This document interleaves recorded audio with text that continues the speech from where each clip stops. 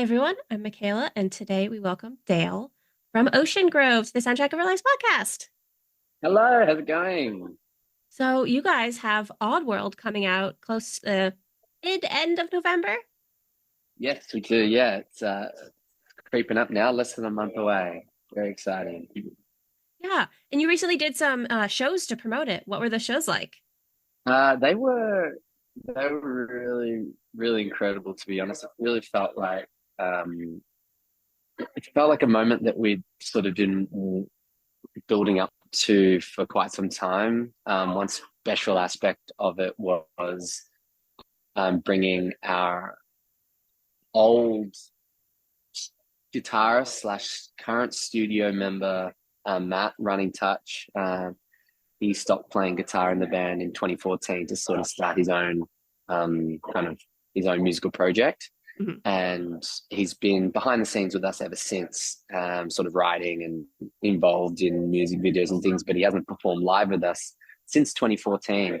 So 10 years we've sort of been waiting for this moment where we kind of full circle moment, be back on stage together. And he joined us for those shows, and it really felt like just the perfect moment as we're leading into this new album because it's very much about this odd world collective that we've kind of created this album with. It hasn't just been the members that you see on stage. There's also members kind of behind the scenes that have been involved along the sort of Ocean Grove journey that have been heavily tied with the album. And yeah, having Running Touch on stage with us was just a hint at that kind of evolution with the band. And the shows were really great. It was really nice to play some of the new songs and see how our fans are responding to them, and it's just overwhelmingly positive. So very stoked. Yeah, so that people seem to like the new songs. Yeah, they're loving it. Even I bumped into my brother-in-law the other day, and he even said that his son, my nephew, who's about 8 years old, he even said he's loving all the new singles, and yeah, it really seems like it's translating well to our audience. That we've sort of got fans that have jumped on at certain points, depending on which album.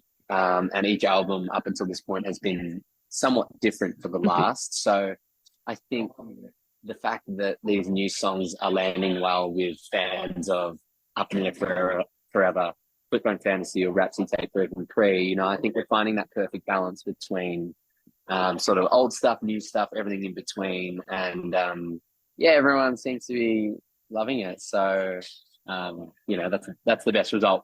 We kind of just wrote what we wanted to do and did what we wanted to do. So the fact that others are liking it too is just a bonus. It's always helpful when other people enjoy the music. It does help. It's nice when the people are at the shows. Yeah. This album, as you said, each one is kind of different. So what kind of led you guys into this new sound? I think we all sort of sat back and reflected on the last few years, and especially touring quite heavily here in Australia and internationally. And we sort of came to realize that the music that we enjoyed playing the most on stage tended to be the heavier, more new metal sort of leaning style of songs. We really enjoy writing and performing the sort of more rock leaning stuff, but we just felt in terms of the Notion Grove show, so the kind of energy that translated best, and the moments we found ourselves having the most fun on stage, and being energized by what we were doing was sort of, yeah, with this kind of heavier leaning stuff. And we sort of thought, okay, we ventured out, we'd experimented with different sounds and really explored what Ocean Grove could do as a band. And it felt like the perfect opportunity, especially with signing to Sharp Tone and kind of starting afresh in a few ways. It really felt like, yeah, the perfect opportunity to um, to kind of do a full circle moment and return to a sound that has kind of been there. So Little baby crying in the background.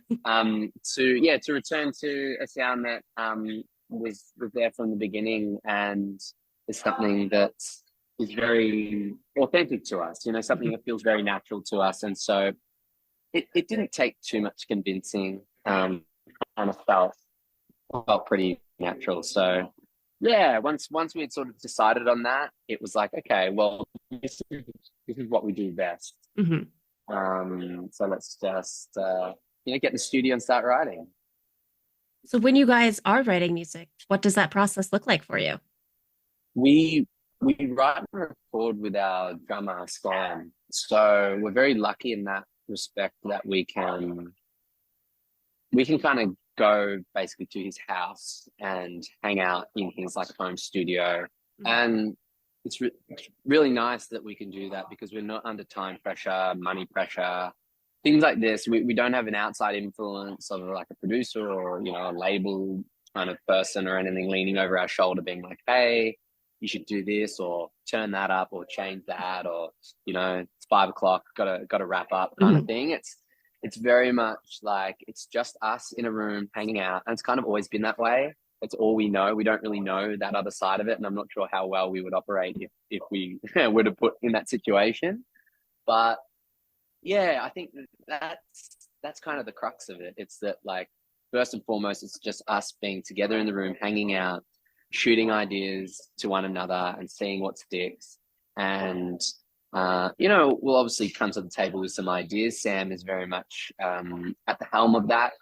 He writes guitar, drums, kind of everything. He's kind of a wizard and sort of the master controller behind a lot of this. And then Twiggy will come forth with some of his ideas.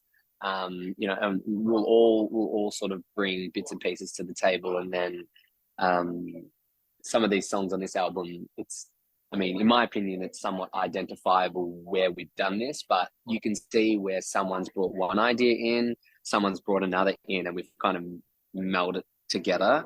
Mhm. It's not just one singer songwriter, just start to finish. It's sort of, I think that's what makes a lot of our songs quite unique, is that we have very distinct songwriters, and we don't just prefer one style. We sort of try and make work. How does A work with B? How does C work with D? And then how does A work with B? And that's a really compelling sort of place to be when you're in the studio, because it's just very experimental. It's Mhm. very free flowing and fun to kind of do it that way. Yeah. How do you make sure that everyone feels like they have an even say in what you're creating?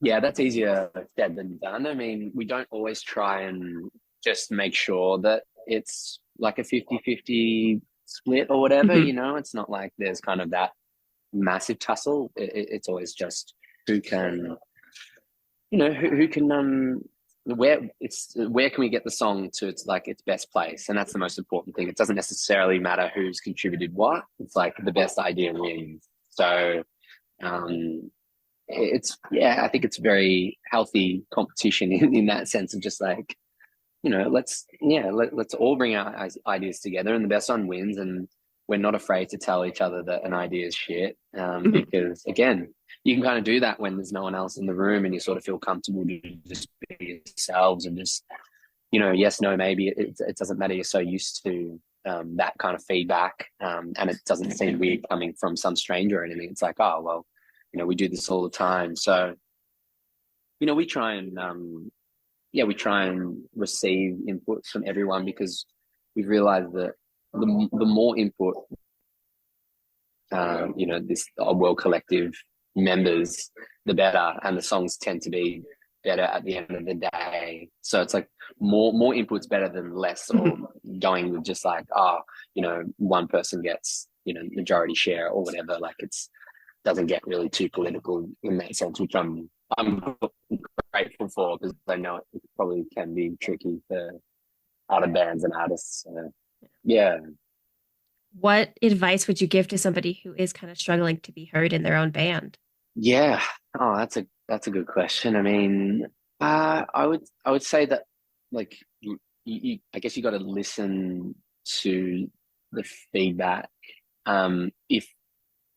If it's at a point where you feel like anything and everything that you're contributing, like, isn't being heard or even given an opportunity to be heard, maybe it's worth either reconsidering what your role in that particular band is, because maybe a role as a songwriter isn't for you in that particular outfit, but it may be somewhere else. Mhm. Um, or if you haven't had a conversation about that, it can be an awkward thing that maybe sometimes no one, you haven't, like, hey, like, I'd really like to sort of contribute. Is that something that you want? Um, or do you prefer that we just go the way that we're going, and I sort of take, step back and just let it be? And yeah, maybe if you want that creative outlet to still kind of be there for you, you sort of find it through something else. No use, I think, over pressing a point when it's not sort of flowing naturally and there's a lot of resistance. You're not going to get a good result if that's the case anyway. Someone's going to sort of begrudgingly let you get up and try a part and then be like, oh, it's shit. And then it's like, no one really feels good about that. So I would say, yeah, like, go about it in the right way, be respectful to one another. And at the end of the day, if it's not meant to be, it's kind of not meant to be. And yeah, you can do your own thing. No one's stopping anyone from doing their own thing. And I think that's that's the beauty of art and music. So yeah. Going off of like the advice track, if you could go back and give yourself advice when Ocean Grove first started, what would you say? I think I'd say to persevere and to just trust in the process. It's, I guess I've been taking that advice for a while now, so it almost feels like my younger self was already aware of that. So it sort of feels like a bit of a cheap answer, but it's been a long journey for us and Ocean Grove, and there's been some really challenging periods, especially over the last few years with lockdown and things like that, and many member changes and evolutions of our sound and things that can really throw a lot of bands and artists kind of off their trail. And there's been many moments where it's sort of been tempted to sort of think, like, is this worth it? Or, can I do this? And every time I'm met with that, I sort of remind myself, like, there's promise of something very exciting just a little further up the road. And I can't remember whose quote it is, but there's a nice sort of sentiment that I like to live by, that like a great idea or a great experience or opportunity can sometimes be just around the corner from the moment that you call it quits. Like, like it could be at that very moment that you give up, that like just past that point is like when it all kind of unfolds. And I sort of like always hold on to that, like as a reminder of like, you just never know. And those little moments are massive, like, hey, you've won a Grammy. Like it's small wins that just remind you that, like, hey, like, had I not persevered through that, like I wouldn't have gotten to this moment. And now I'm like really grateful to be here. And you build enough of those together, and all of a sudden that's like what makes a career unique and kind of worthwhile, and like actually has like worth, because it's like earned, like little milestones that have been earned and pushed towards. So yeah, I would say that's like the most important reminder to myself, my younger self, to anyone in anything. Positive mindset goes a long way. So Definitely a lot harder done than said. I know, right? It is, but practice makes perfect, and it can be applied in just like in the smallest of ways. It might just be like, I really can't be bothered getting up today for this like third week of tour, 6 shows in a row kind of thing. But you get through the day and you play the show, and hopefully it's a good one, and you walk away from being like, well, I wouldn't be here in Europe or somewhere in the world, if it wasn't for this ability to just like get up, and I could be easily somewhere else working some just 9 to 5 and wishing that I was here. And Mhm. the grass is always greener, right? But like you just got to stop and be like, no, this is a win. The fact that I'm just here, and just giving it a go. So yeah, I think it's hard as it might seem to be like, how can I do it? It's like, well, you kind of are doing it as long as Yeah. you just like remind yourself of that, you know. So Yeah. yeah. Yeah, it's some good advice. Just it always like grass is always going to be greener. There's always going to be something more that you want or something different, but you have to remember that's okay and then move on. Yes. Yes, exactly. Yeah, yeah, yeah. It's that's like the tricky and joyful part of like life as a human being. It's like there's no right or wrong answer. There's no right or wrong path. It's just the one that feels intuitively right to you, and you kind of just gotta roll with and ride that wave Mhm. as best you can. And that's that's it. I find comfort in that, really. It's like, well, you can't really go wrong if you have that attitude. It's just like, as long as you're a good person and you like treat others with respect and how you would like, you can't really go wrong as a human being. Mhm. You're just making everyone's making these minute, tricky decisions and following a path in life and just sort of going with the thing that feels good. And if it feels fulfilling and it's helping, especially if it's helping others and sort of making the world a better place and things like that, I think no matter what, you're on a pretty good path. So Yeah. I think it's also interesting, like as mm. kids, you look at adults and you're like, they've got everything figured out. Like, actually, no, we really don't. Oh yeah, yeah, we're just babies that kind of grew bigger bones and wear bigger clothes, like I look at parents sometimes and I'm sort of like, just because they have a kid doesn't mean they're now like all of a sudden got all these new skills and they've got some certificate on the wall. It's just like, no, they're just the same human, but Mhm. now they've got a little human to look after, and it's just been that on repeat for like generations. Yep. And somehow So it works. uh, well, somehow it works. We just have it in our DNA to kind of rise to the occasion. So I guess going back to music, you guys have made a number of music videos over the years. Do you have ones that kind of stand out to you as being more fun to make? Yeah, there's a few like we've really enjoyed like the last batch of music videos. I think we've done 9, maybe 10 in a row with our videographer who's Mhm. done the last 2 albums worth of videos, the AV Club, and mainly through our friend Kian, who we've known for a long time. He very much gets the Ocean Grove vision and the aesthetic, and we're very, we're very capable of pulling off kind of a lot of ideas and when it comes to sort of cinematography and sort of styles and effects and all these kinds of things, we sort of just present a mood board and he's able to just picture that and Mhm. nail it like kind of every time, which is just a really, really nice experience to have when it comes to creativity. When you're so used to sort of doing everything DIY and within your own camp, and you have to go out and source someone to come in and help you bring a vision to life. It's Mhm. really, really nice when you have someone that is on that same wavelength and can just nail it time and time again.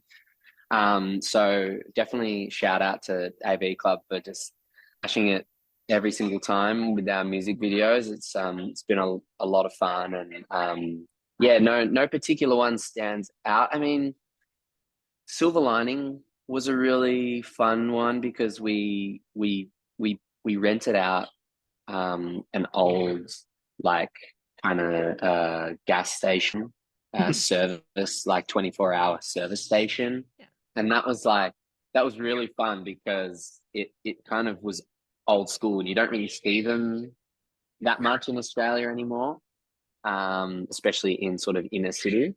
and it just had that kind of 90s aesthetic, and the lady who sort of ran it was a chiller and let us kind of just like have fun with everything, rearrange things on the shelves, and we sort of just had our access to this store for a few hours. And the security guard was even at the driveway to the car park out the front, like stopping, like putting cones out and like stopping cars from coming in. And we shot the whole video in slow-mo, so like, and it was all one take, so we had to kind of get the take perfect from like start to finish.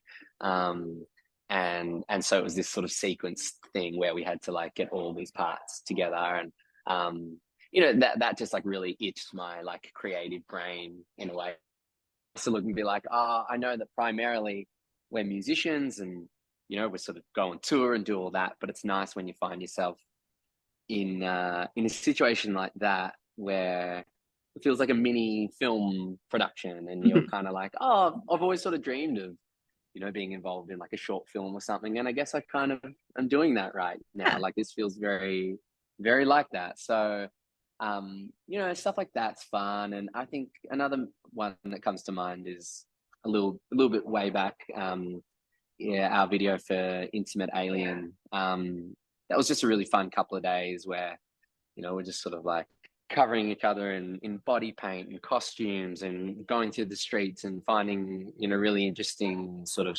scenes and spots. And there's a cameo from one of the stuntmen from the original Mad Max. So people go back and watch that. Like, there's a shot of a guy on the train platform, and he's in his original gear that he wore in the original Mad Max as one of the stuntmen. And we met him earlier that day, and just all these like weird little coincidences. And Twiggy, our now current bassist and vocalist, he was in the video as well, but he hadn't joined the band yet. Like, we met him that week that we were shooting that video, and we're like, oh, do you want to just come in the video and have like a quick cameo? And so there's all these little kind of moments in that music video that are really kind of sort of significant to Ocean Grove. And that was a lot of fun. So there's a few that stand out, but every single one is, despite being big grueling days, they're a lot of fun. And yeah, we try and be really sort of embrace that experimental creative thing that we do when we're in the studio, but also when it comes to filming. Sounds like they're a lot of fun.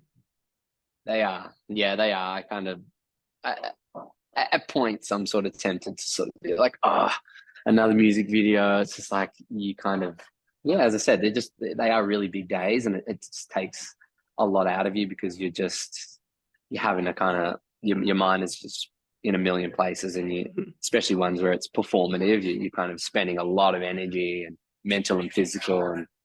And sometimes wrapping up, like we've done videos where we're wrapping up at like 4 or 5 in the morning, because we just got to get these shots. And it's just like, it goes outside the bounds of like, no workplace would like allow that to happen, but like you just do it because for the love of it, and you kind of just got to get it done. So as much as they're sometimes hard days and nights, they're really fun. So do you guys have plans for, I know you've put out music videos for Last Dance, but do you have plans for other ones coming out in the future? Yes. We've actually got, there'll be a feature, sort of title, I guess a feature track when the album is released. Sort of in that week, we'll have a song. We won't have any more singles come out before the album, but in a week that the album's out, we'll have a song that we'll sort of spotlight with the video. We're actually shooting that tomorrow. So now you've got me sort of thinking about music videos. I'm like, oh yeah, this one tomorrow. Great. I'm looking forward to it. It'll be a lot of fun. And again, shooting it with Keen AV Club. So I think that'll be our 10th one in a row, which is just fucking crazy. So that song is called So What 1999, and it's one of my favorites off the album. I'm really excited for people to hear this track. I think it's a good blend of like everything it's like sums up the record really nicely. it's got little moments that are all sort of packed in there that, yeah, I really, it's one of my favorites for sure. So super pumped for that. And yeah, really excited for everyone to hear the whole thing. Really, I don't want to share any more, yeah, like singles because Hmm. we very much want people to listen to this album from start to finish and kind of experience that journey as it was intended because yeah, it's written that way. It's kind of it's positioned that way in terms of track listing, and we've had a lot of fun with sort of the little interludes and stuff that are in there. And yeah, I think it's a very Ocean Grove album. Hmm. Uh, So if you had to sum up the album in 5 words, what would you say? I would say it is well, new metal. It's experimental. It's energetic. It's fun, and ooh, and it's Ocean Grove. How about that? It's Ocean Grove to a T. Yeah, Okay. We'll pretend yeah, Ocean Grove is one word for that. yes, yeah, hyphenated. I find that it's always the last word that people struggle with. They get the first four really Yeah, fast, and then it's yeah, always yeah, the last exactly. one. Has just has a little bit more weight and significance. I think it's like, ooh, this one better be good. Yeah. Oddworld, Oddworld music. It's like that's why it's called that. It is what it is. Like that's why it's got that title. So like that would be my sixth, but it's already Okay. called that, so I don't really Yeah. need to include that one. Yeah, So how does it kind of reflect on like the evolution of the band? I think it's like to be honest, it's glad you asked that question because it very much represents that. This is like the Ocean Grove returning to the roots moment. It's like the fourth, the sort of fourth quarter to that full circle. Mhm. It feels like where it starts in terms of full length albums, anyway. I mean, you can consider Black Label within this if you want to, but starting at sort of Black Label Rhapsody tapes era, and then sort of coming around and Flip Phone Fantasy and Up in the Air Forever, and and then coming back to this album, it is in my mind like that perfect full circle moment, back to the roots moment, evolution for the band because it's almost like our last two albums I see as kind of brother and sister pairings, and Mhm. this new album really feels like the sort of the pairing to the Rhapsody tapes in a sense, and kind of our older stuff. And so that feels really nice and balanced in my mind. Like beyond this point, I don't know what we will do, and that's just like that's the joy of Ocean Grove. It could very well be a country album. We'll have to wait and see. But yeah, this Oddworld, it kind of even in the title, we've been sort of introducing this idea of Oddworld music as a way to explain our style and our genre Mhm. and the sphere that our art is sort of presented within is the odd world, and that's kind of been a concept there for quite a while now, and so it's nice to actually present something that's a bit more solid to our audience of like, okay, I know we've been teasing this idea of old world music and sort of like what is that, and it's kind of gone off into this path that's sort of like a bit hard to wrap your head around, and don't really know where it's heading, and now that it's sort of kind of come back to this original OG sound. I think it just wraps everything up really nicely in a package of like where it started and now where it ends. It's kind of like you can present that whole thing to somebody, and I'd like to think someone can kind of listen from the start of the Rhapsody tapes and go all the way around and then get to the end of Oddworld and be like wow, like that's a journey. Each Mhm. album's a journey, but I really believe that that 4 album sequence is a journey as well. Um, and I'd like to think that there was part of us that kind of intended that all along. We maybe didn't necessarily know exactly how it was going to look, but I think we always knew that if we stuck it out, that we could kind of get back to this moment in time. where Mhm. we find ourselves being like, okay, like we sort of ventured out, experimented with all these things, and then got to this point, even though, you know, we've had like a massive change in the fact that I'm now sort of fronting the band, and it's my vocals sort of at the front rather than Luke's, but he's still very much there, guiding us along the way and guiding me along the way, and contributing and writing. And so it's, even in that sense, it's nice that that full circle moment is kind of more present than ever, because Running Touch and Luke are sort of have been more active than they have in, you know, in a minute, which is Mhm. nice. Like, we've been, as a collective, we've been sort of closer and more tight knit than we have been in a long time, and it reminds how things were when we were first starting out, Mhm. you know, in high school as teenagers, just hanging out and mucking around and writing music, and that's why we got into this. It was based off having fun and the love of music, and it's really reminded us of that, of like the importance of friendship, the importance of like enjoying the process, the importance of collaboration and being together, and knowing that we're the strongest and best when we are working together. Mhm. And that's when we write our best music and do our thing the best. And that's where Ocean Grove is like truly, I think, most well represented, is when every member of the Oddworld Collective is contributing in a very active way. And that's what this album is.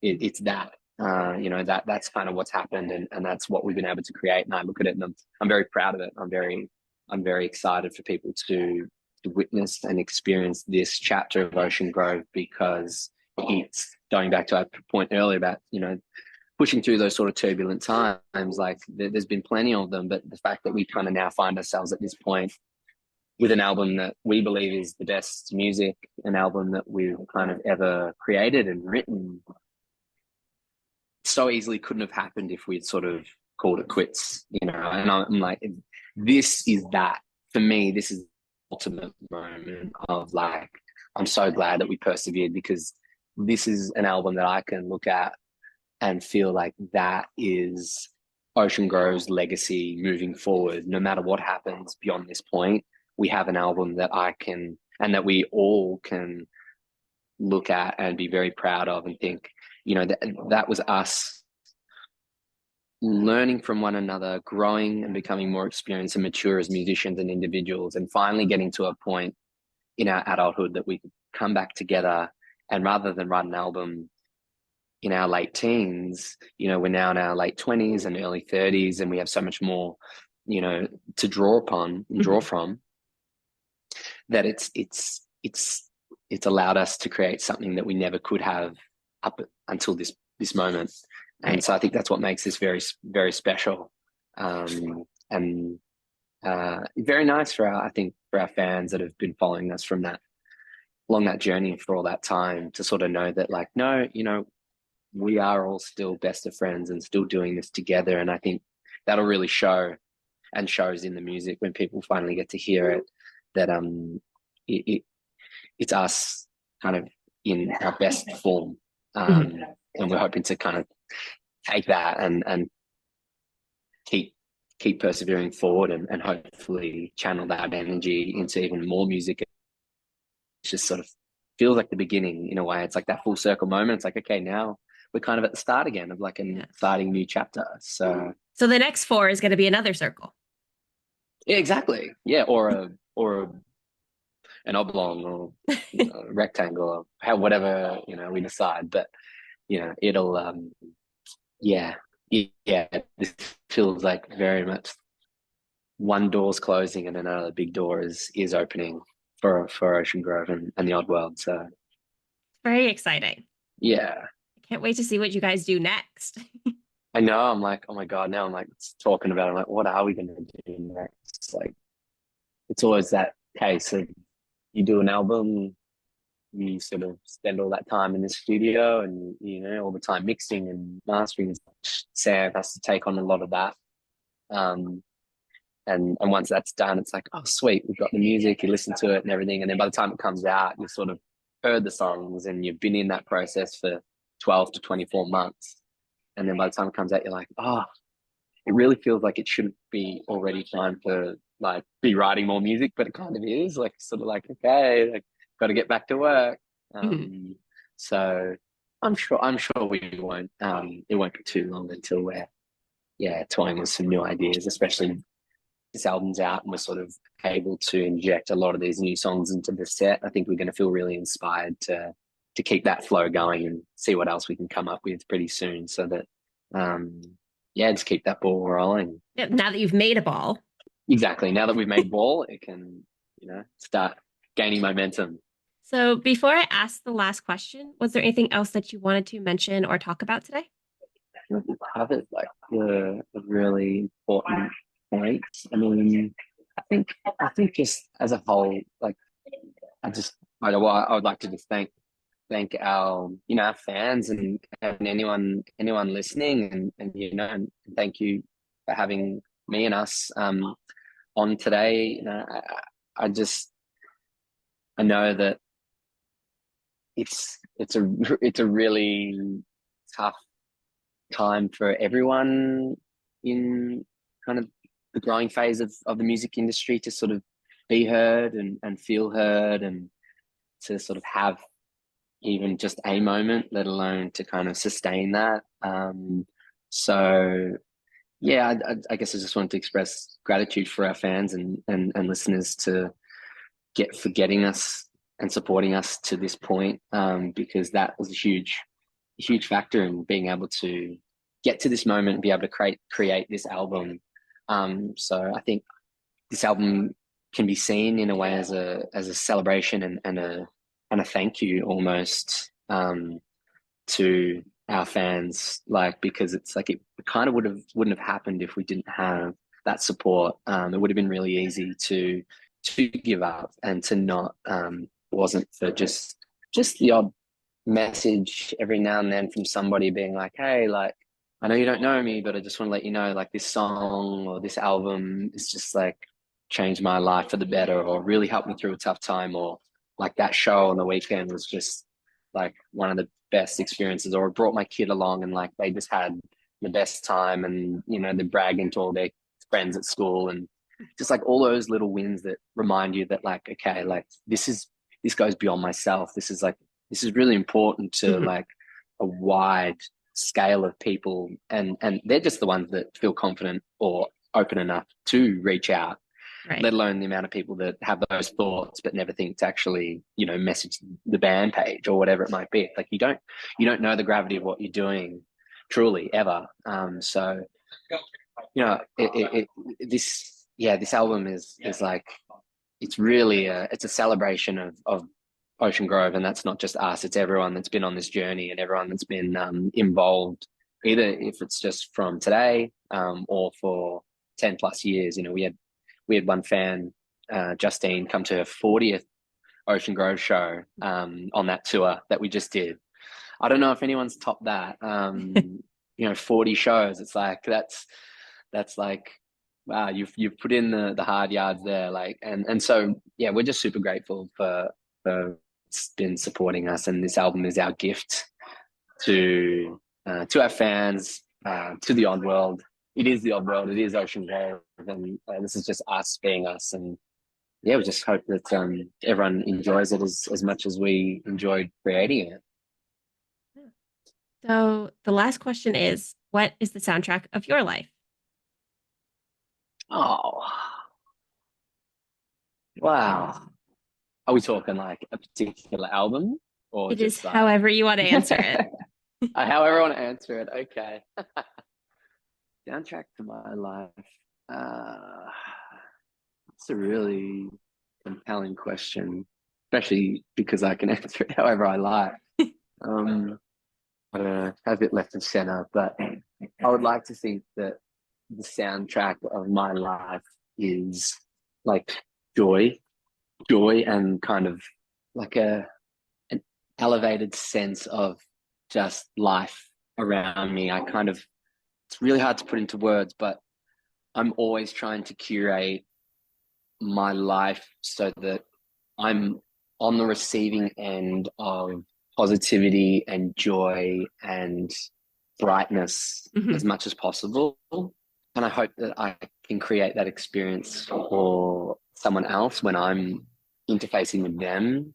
You know, whether that's being at a, you know, at a beach or, you know, oceanside or on a cliff overlooking an ocean, or in a forest and listening to the sounds of the birds and the trees and the wind and whatever, or whether it's at a it is at a gig and listening to an artist or a band that I love or don't know, but that joy of discovering a new artist, or um, you know, music is a massive part of my life, and so music is very much a lot of that. And I tend not to listen to a lot of music that won't kind of make me feel good and make me Yeah. happy and kind of be joyful.